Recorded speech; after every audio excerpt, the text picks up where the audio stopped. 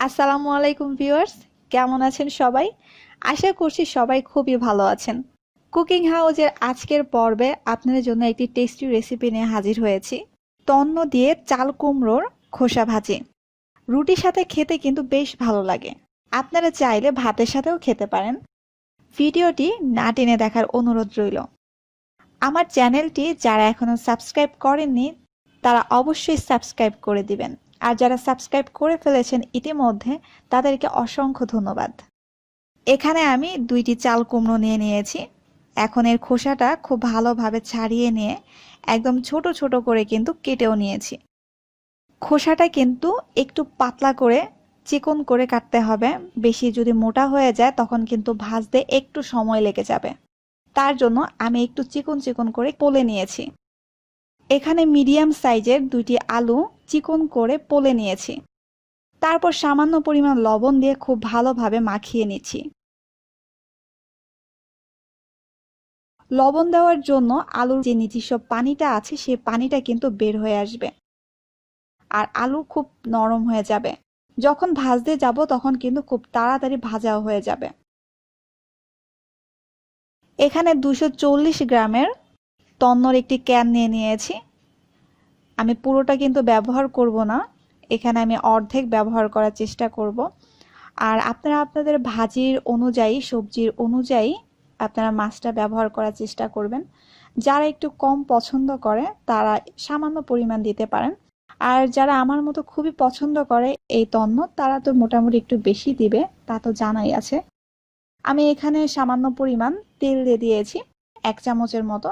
যেহেতু আমার এখানে কিন্তু তন্নর মধ্যে তেল আছে তার জন্য আমি বেশি পরিমাণ তেল দেব না। মিডিয়াম সাইজের 2টি পেঁয়াজ কুচি করে দিয়ে দিয়েছি।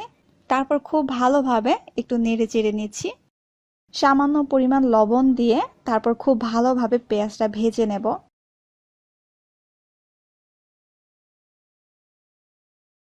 পেঁয়াজটা যখন হালকা বাদামি কালার এসে পড়েছে তখন আমি দিয়ে দিয়েছি 2 চামচ আদা রসুন বাটা। তারপর খুব ভালোভাবে একটু নেড়ে চেড়ে নিচ্ছি।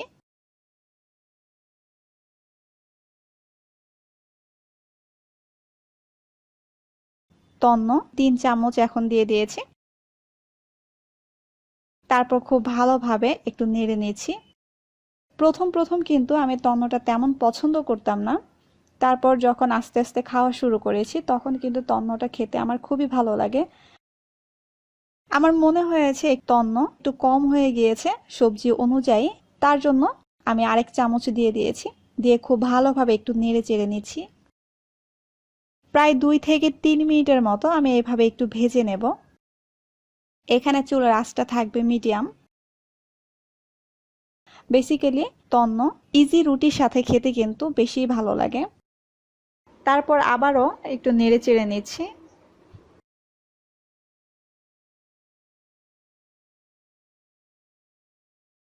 এখন দিয়ে দিয়েছি 8-9টির মতো কাঁচামরিচ কুচি। আপনারা আপনাদের ঝাল অনুযায়ী কাঁচামরিচটা ব্যবহার করবেন। আর এর মধ্যে কিন্তু আমি কোনো মশলা ব্যবহার করব না। এখন আমি একে একে 2টি সবজি দিয়ে দিচ্ছি। খুব ভালোভাবে নেড়ে নিচ্ছি। তন্ন আর সবজিগুলো খুব ভালোভাবে একটু মিশিয়ে নিচ্ছি। ভালোভাবে নেড়ে চেড়ে প্রায় 10 মিনিটের মতো কিন্তু আমি এভাবে একটু ঢেকে রেখে দেব। চুলোর আঁচটা কিন্তু মিডিয়াম থাকবে।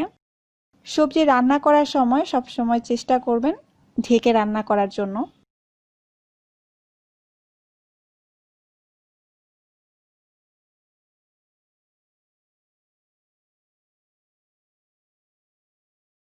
প্রায় 10 মিনিট পর দেখতে পাচ্ছেন অনেকটাই কিন্তু কালার চেঞ্জ হয়ে এসেছে, আর প্রায় কিন্তু হয়েও এসেছে। তারপর আমি আবারও হালকা একটু নেড়ে চেড়ে নিচ্ছি।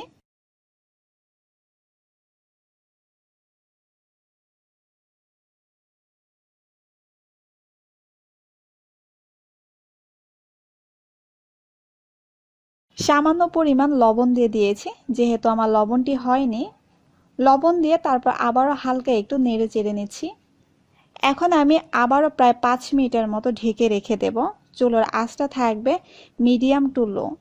নামিয়ে নেওয়ার আগে একটি সবজির টিপ দিয়ে দেখবেন যে ঠিক কতটা ভাজা হয়েছে। যদি দেখে মনে হয় যে আরও ভেজে নিতে হবে, তাহলে 10 মিনিটের মতো আরও রেখে দিতে পারেন। কমপ্লিট হয়ে গিয়েছে আজকের টেস্টি রেসিপি। আশা করছি আমার সব রেসিপির মতো আজকের রেসিপিও আপনাদের ভালো লেগেছে। যদি ভালো লেগে থাকে অবশ্যই লাইক দিয়ে একটি মিষ্টি কমেন্টস করে আমাকে জানিয়ে দিবেন যে আজকের রেসিপি আপনাদের কতটা ভালো লেগেছে। আর অবশ্যই একবার ট্রাই করে আমাকে জানাতে ভুলবেন না। পরের পর্বে আবার দেখা হচ্ছে। সবাই ভালো থাকবেন, সুস্থ থাকবেন, আর অবশ্যই আমার পরিবারের জন্য দোয়া করবেন। আল্লাহ হাফেজ।